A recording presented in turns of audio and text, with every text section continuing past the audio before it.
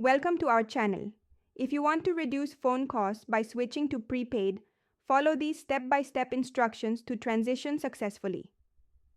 Step 1. Compare your current postpaid bill to equivalent prepaid plans. Calculate total costs including taxes and fees, which are often included in prepaid prices. Step 2. Understand prepaid limitations, including no device financing and potential deprioritization. Prepaid plans typically require purchasing phones outright and may have lower network priority. Step 3. Pay off any remaining device payments on your postpaid account. You must own your phone outright before switching to prepaid service. Step 4. Request carrier unlock for your device from your current provider.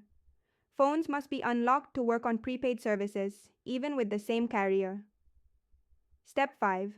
Research prepaid options from your current carrier and competitors. Same carrier prepaid often allows easier transitions, while switching carriers may offer better deals. Step 6. Sign up for prepaid service and request number porting from postpaid. Provide your postpaid account details to transfer your existing number to prepaid service. Step 7. Activate prepaid service before canceling postpaid to maintain number continuity.